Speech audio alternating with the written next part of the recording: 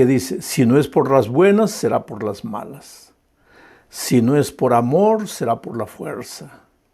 Bueno, esa es una expresión bien humana.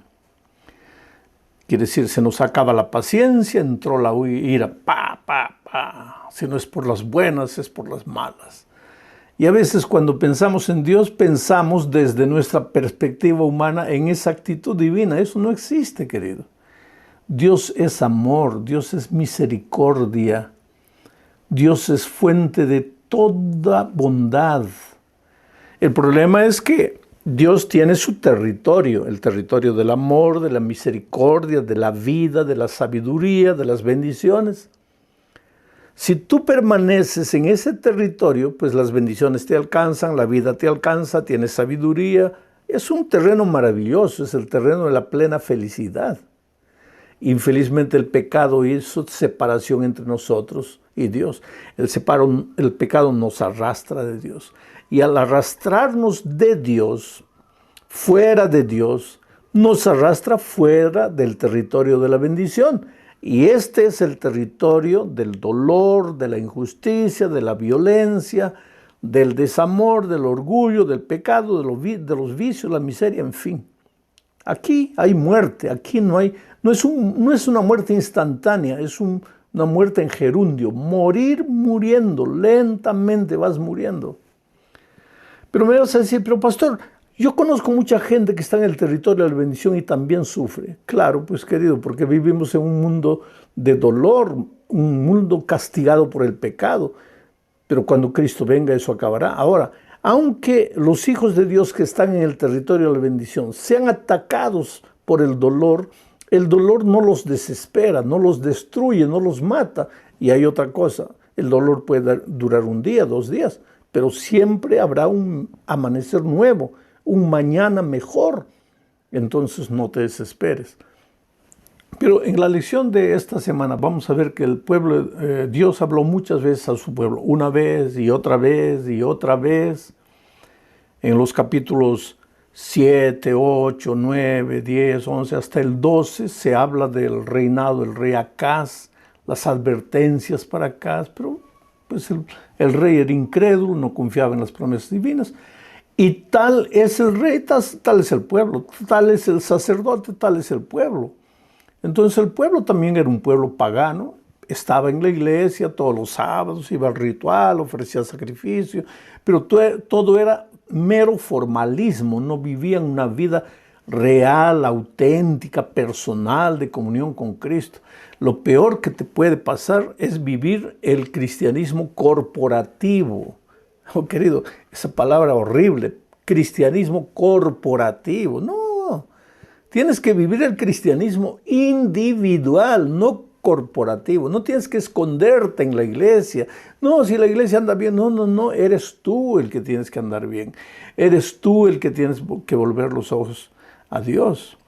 Entonces, la semana pasada quedamos en el anuncio de Dios de que nacería un hijo de la Virgen. Vamos a leer de nuevo los versículos 14, 15, 16 del capítulo 7 de Isaías. Esta semana veremos todo el capítulo 7 y también entraremos al capítulo 8. El texto dice así: por tanto, el Señor mismo os dará señal. ¿Por qué? Porque pues Acaz no había querido pedir la señal a Dios. Entonces Isaías le dice, por tanto, el Señor mismo os dará la señal. ¿Señal de qué?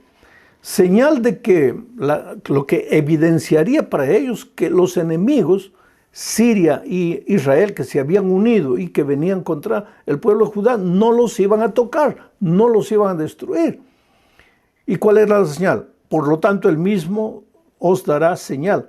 He aquí que la Virgen concebirá y dará a luz un hijo y llamará su nombre Emmanuel.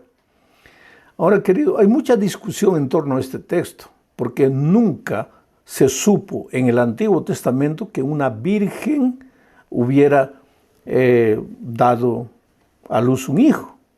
El único caso que nosotros sabemos es el de María, la sierva de Dios, que concibió por obra del Espíritu Santo al Señor Jesucristo. El Señor Jesucristo no fue hijo de hombres, no tuvo participación humana, fue un milagro del Espíritu Santo. Dios se hizo carne conforme a la profecía, conforme a la promesa divina para alcanzar al ser humano en su desesperación. En el Antiguo Testamento no se conoce de ninguna virgen, pero nosotros sabemos que este texto se refería a María. ¿Por qué? Porque Mateo lo menciona, Mateo lo dice. Mateo usa este texto para referirse al nacimiento del Señor Jesucristo. Y entonces la Biblia se complementa. El Nuevo Testamento es el cumplimiento del Antiguo Testamento. Esta virgen era María y este hijo era Jesús. Pero la profecía era interesante, voy a repetir, porque no era solo la promesa del hijo. Dice, por tanto, el Señor mismo os dará señal, he aquí que la Virgen concebirá y dará a luz un hijo y llamará su nombre Emmanuel. Ahora sigue. Comerá mantequilla y miel hasta que sepa desechar lo malo y lo bueno. Porque antes que el niño sepa desechar lo malo y escoger lo bueno, la tierra de los dos reyes que tú temes será abandonada. Interesante. Esta profecía fue presentada al rey Acaz. ¿Por qué? Porque estaba con miedo de que Siria se había juntado con Israel. Peca y el rey de Siria se habían juntado y venían contra él. Entonces Dios le manda el mensaje a través de Isaías al rey Acaz para no temer, pero el rey no cree en la promesa. Entonces Isaías le dice, pues Dios te va a dar la señal de que su palabra es permanente, que tus enemigos no te van a derrotar. Y la señal es que una virgen dará a luz. Y ese niño no tendrá una edad como para definir lo que es bueno, lo que es malo. ¿A los cuántos años un niño puede decir lo que es bueno, lo que es malo? Tal vez a los 3, 4 años. Y la profecía decía, cuando el niño ya sepa distinguir lo bueno y lo malo, tus enemigos, esos dos tizones humeantes, ya habrán desaparecido. Y efectivamente fue así. Poco tiempo después de esta profecía, Asiria ya no existía. Israel ya había sido llevado cautivo. ¿Por qué? Siria ya no existía. Israel ya había sido llevado. Rezín y Peca, los reyes sirios y de Israel, estaban derrotados porque los asirios de Babilonia habían venido y los habían derrotado. Pero querido, esta profecía es interesante porque ahora sigo leyendo el versículo 18. Cuando llegue ese día, el Señor llamará con un silbido a la mosca que está al final de los ríos de Egipto y a la abeja que está en la tierra de Asiria. Aquí figuradamente se está refiriendo a los egipcios como la mosca y a los asirios como la abeja. Abejas y moscas inundarán esta tierra. Quiere decir, los asirios vendrían del este y los del sur subirían los egipcios. ¿Para qué? Para destruir al pueblo de Judá. Versículo 19. Y estas vendrán, moscas y abejas, estas vendrán y acamparán en todos los valles desiertos y en las grietas de las piedras y en todos los zarzales y en todas las matas. O sea, los enemigos, los ejércitos enemigos harían una destrucción completa en el pueblo de Judá. Cuando llegue ese día, dice el versículo 20, el Señor traerá al rey de Asiria que habita al otro lado del río y ese rey será como una navaja alquilada. Y aquí ya se está refiriendo a Nabucodonosor. Ese rey será como una navaja alquilada con la cual les rapará la cabeza y el pelo de los pies y hasta la barba. Cuando llegue ese día, quien críe una vaca y 2 ovejas comerá mantequilla, pues será mucha la leche que le darán. Sí, quien quede con vida en el país ciertamente comerá miel y mantequilla. Cuando llegue ese día, el campo donde había 1000 vides con valor de 1000 monedas de plata será un campo de espinos y cardos. Irán allá con arcos y flechas porque toda la tierra estará llena de espinos y cardos. Por temor de los espinos y cardos, nadie irá a ninguno de los montes antes cultivados con azada, porque solo servirán como pastizales de bueyes para que los ganados los pisoteen. O sea, ¿qué es lo que está haciendo Dios aquí?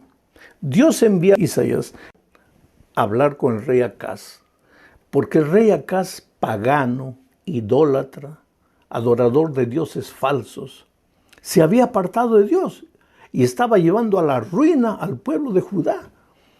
Ahora venían los sirios unidos con los de Israel a atacarlos y Judá estaba desesperada, temblando como árboles cuando soplados por el viento. Pero Dios le manda un mensaje de esperanza. Sin embargo, el rey no cree, no confía.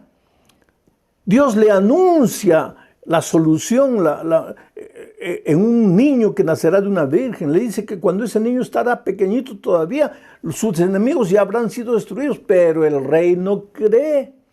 El rey está de ojo en Asiria, de Babilonia, queriendo que tal vez ellos me van a ayudar para enfrentar a estos enemigos que vienen. Pero Dios le dice, no confíes en los hombres, confía en mí. Sin embargo, pues el rey de Judá no cree, no confía en Dios. Entonces Dios le profetiza a través de Isaías. Le dice, tú estás mirando a Babilonia, tú estás mirando a Asiria como la posible solución para la invasión de estos dos enemigos que son tizones humeantes para mí. Pues te digo una cosa, va a llegar un día en que ese Babilonia a quien tú estás mirando, queriendo que te ayude, va a venir y te va a destruir. Del sur los egipcios van a invadir tus tierras, pero el que te va a hacer daño mismo son las abejas de Babilonia. Ellos van a venir, van a inundar tu tierra, van a dejar todo desolado, pero mi remanente, mi pueblo fiel, comerá leche y miel. La tierra que fluye leche y miel, esa expresión se refiere a las bendiciones de Dios. ¿Qué es lo que Dios está queriendo decir? Hijo, en este mundo el dolor puede tocar a todos los seres humanos, inclusive a los cristianos. Pero mis hijos finalmente comerán leche y miel. Abriré las ventanas de los cielos, derramaré bendiciones hasta que sobreabunden. Oh querido, no te desesperes. Y ahora esto que te digo no es palabra bonita de predicador. ¿Tú crees que yo no he pasado por momentos difíciles en mi vida? Yo como ministro, tanto en mi obra ministerial como en mi vida personal, yo tengo una esposa, yo tengo hijos y hoy día yo tengo nietos. ¿Tú crees que yo no me preocupo por ellos? Que no hay momentos en que a veces veo a un miembro de mi familia cometiendo o tomando decisiones equivocadas. ¿Y qué hago yo? Sufro. Quiere decir, para mí la vida no es un mar de rosas, como no lo es para ti. Yo también tengo que pagar los biles todas las semanas, las cuentas, en fin, todos los meses. Pero ¿qué es lo que Dios te está diciendo? Hijo, mientras vivas en este mundo, pues puede venir el viento de aquí, el viento de allá, el enemigo de aquí, el enemigo, el otro se puede asociar con el otro, te pueden amenazar. Pero tú confía en mí. ¿Acaso no he hecho que una virgen haga nacer un niño? Y ese niño es Emmanuel, Dios contigo, yo nunca te dejo. Hay solución para tu vida, no estás arruinado, no estás desesperado. Eso es lo que te digo, querido. Confía en lo que te estoy diciendo, porque lo que te estoy diciendo no es palabra humana, es palabra divina. Estoy leyendo el texto. Todo el mundo estará desolado, pero tú no, porque tú eres mi remanente, tú eres mi hijo fiel. Y justamente de eso sigue hablando la lección. Porque entonces entramos ahora al capítulo 8. Dios le da otra orden a Isaías. Leo los versículos 1 al 4.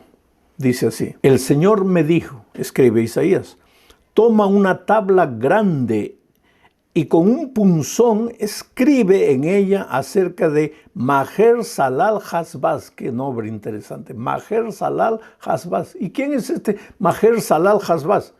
Otro hijo de Isaías. Dice así: como testigos confiables, escribe Isaías, reuní conmigo al sacerdote Urías y a Zacarías, hijo de Jeberequías, Luego me allegué a la profetisa, la cual concibió y dio a luz un hijo. Esto es interesante, querido. Él recibió de Dios la orden, Isaías recibió la orden de tener un hijo con la profetisa. No sabemos cuál es el nombre de ella, pero está escrito aquí, la profetisa. Pero él no simplemente fue y convivió con la profetisa. Y aquí hay una lección valiosa. Él llamó a los testigos, hizo un matrimonio correcto. Porque aunque la cultura de nuestros días dice que puedes vivir con una mujer un año, después otro año con la otra, con la otra, con la otra. No, querido, la cultura puede cambiar estilo de comida, estilo de ropa, estilo de cabello, estilo de zapato, hasta estilo de música, puede cambiar lo que cree, pero la cultura no puede cambiar principios. Y lo que es principio, y los 10 eternos principios de Dios están en su sagrada ley.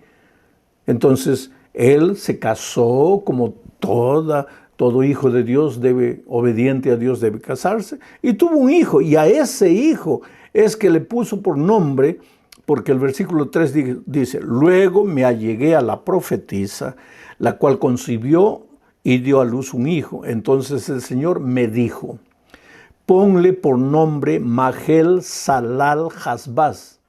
Ya Isaías había escrito en cartaces grandes por todos los lugares, está difícil el nombre, Maher-Shalal-Hash-Baz. Yo no sé, cuando los muchachos estaban jugando ahí de chiquitos, ¿cómo le llamarían a Maher-Shalal-Hash-Baz? Oh, Maher-Shalal-Hash-Baz. Yo creo que tendría un nombre familiar que todos le llamarían, una especie de apodo, de short name, lo que sea. Pero ese Maher-Shalal-Hash-Baz tenía un propósito, porque era un mensaje. ¿Y qué mensaje era ese? El mensaje. Porque antes que el niño sepa decir Padre mío, ese niño, y Madre mía, antes que diga, la riqueza de Damasco y los despojos de Samaria serán llevados ante el rey de Asiria. Una vez más viene la promesa de Dios. Ese tu hijo, que quiere decir, viene el enemigo para devastar todo. Ese es el nombre de Maher-Shalal-Hash-Baz. Viene el enemigo para acabar con todo. Antes que ese niño empiece a hablar, tus enemigos ya habrán sido derrotados. Cree en eso. Pero pues el rey era contumaz y no creía. Se llamaba Acaz, pero era contumaz, terco, hundido en la cultura de sus días, idólatra. Se acordaba de Dios en los momentos difíciles, pero no era capaz de creer. Y Dios le coloca ahora, a través de la vida del hijo de Isaías, ese nombre, Maher-Shalal-Hash-Baz, que diciendo, arrepiéntete, porque si no te arrepientes, el enemigo viene y te va a despojar, se va a llevar todo. Pero él no hace caso a nada. Leo más, Isaías capítulo 8, versículos 5 al 7, dice, el Señor me habló una vez más y me dijo, este pueblo, dirigido por Acaz, rechazó las aguas de Siloé, que quiere decir paz. Rechazó las aguas de Siloé, porque Dios estaba ofreciendo paz. Dios le estaba ofreciendo protección. Cree en mí, yo acabo con tus enemigos. Pero dice así, este pueblo rechazó las aguas de Siloé, que corren tranquilas, y se sintió feliz con Rezín y con el hijo de Remalías. Por lo tanto, el Señor hará que los inunden por completo las impetuosas y abundantes aguas del río. Es decir, hará que el rey de Asiria los inunde con todo su poder, y ese rey cubrirá todos sus ríos y rebasará todas sus riberas. Dios te llama con amor, querido. Ahora no digas Dios te llama por las malas, porque Dios no llama a nadie por las malas. Dios te llama con amor, te ofrece Siloé, la paz. Pero si tú no quieres, y voluntariamente, y tercamente, y rebeldemente te vas a la tierra del dolor, abandonas el territorio del amor, pues solito vas a sufrir las consecuencias. Y cuando estés llorando, cuando tus enemigos te hayan derrotado, cuando estés en la miseria, los que no entienden el evangelio te van a decir, estás siendo castigado por tus pecados. Dios no te está castigando por tus pecados. tú solito estás sufriendo las consecuencias de vivir fuera del territorio de la bendición. Coloca eso en tu cabeza y en tu corazón, mi amigo. Dios te ama, Dios quiere lo mejor para ti. Pero si te habla con amor y te ofrece la paz, el Siloé en la persona de Jesucristo, y tú no quieres, pues vendrán las aguas del río, del pecado, del dolor, de la miseria, para hacerte sufrir. No porque Dios te castiga, sino porque tú escogiste ese camino. Por eso no tenemos nada que temer si confiamos en Dios. Leo ahora el capítulo 8, versículos 13 al 15. Dice, santifiquen al Señor de los ejércitos y solo a Él. Hagan solo un santo de Dios, solo Él. Que Él sea para ustedes la única razón de su temor. Hagan de Él su santuario, su templo de Dios. No hagan solo del templo de ladrillo y cemento, su templo, su santuario, que sea el propio Dios. Vayan al templo, sí, pero para encontrarse con Dios. No vayan al templo para encontrarse con los amigos, para disfrutar de una programación bonita. Vayan al templo para encontrarse con Dios. Que hagan de Él su santuario. Pero para las dos casas de Israel será una piedra de tropiezo que los hará caer, y para los habitantes de Jerusalén les será una trampa, una red. ¿Qué les será una trampa? El santuario, porque se engañarán, pero creerán que porque cumplen el ritual, porque van al templo y están bien, se olvidaron de hacer de Dios su santuario. Quiere decir que puede ser una trampa pensar que porque vamos a la iglesia y cantamos y nos emocionamos, ya estamos bien, cuando en realidad debemos ir al templo, al santuario, para encontrarnos con nuestro verdadero santuario, que es el Señor Jesucristo. Por eso en la tierra nueva no habrá santuario. ¿Por qué? Porque el Señor Jesucristo estará con nosotros. Él es nuestro santuario. ¿Y cómo será nuestro santuario en la tierra nueva si no aprendimos a hacer de Él nuestro santuario en esta tierra? Sigue diciendo la profecía, muchos de ellos tropezarán y caerán y serán destrozados y se enredarán y quedarán apresados. ¿Quiénes? Los que no hicieron del Señor Jesucristo su santuario. Entonces este es un llamado, querido, a salir de la religiosidad formal, artificial, mecánica, para vivir una experiencia de vida con Dios. ¿Cómo podría hacerles entender esto, querido? El disfrutar de las bendiciones, disfrutar de paz, el vivir la vida plena en esta tierra, es simple desde el momento que hayas entendido que...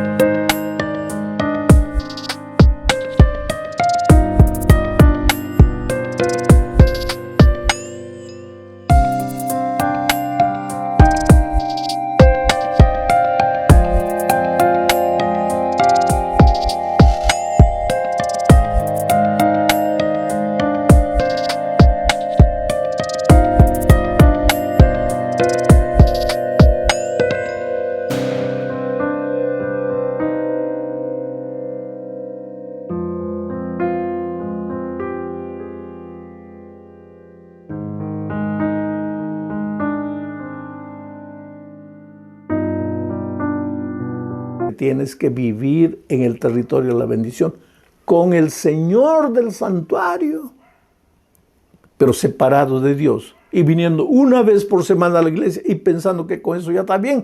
Así no.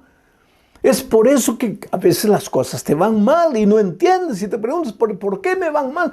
Porque tu cristianismo es artificial, es mecánico, es de forma. No estás viviendo la real vida cristiana. Termino el comentario de hoy hablando de la terrible desgracia del pueblo de Judá, porque en lugar de volverse a Dios y de escuchar todos estos consejos, se volvió a los espiritistas, a consultar con los muertos acerca de los vivos. Entonces viene el texto, leo Isaías 8, 19 al 22. Y si os dijeren, preguntad a los encantadores y a los adivinos que susurran hablando, responded, ¿no consultará el pueblo a su Dios? ¿Consultará a los muertos por los vivos? A la ley y al testimonio, si no...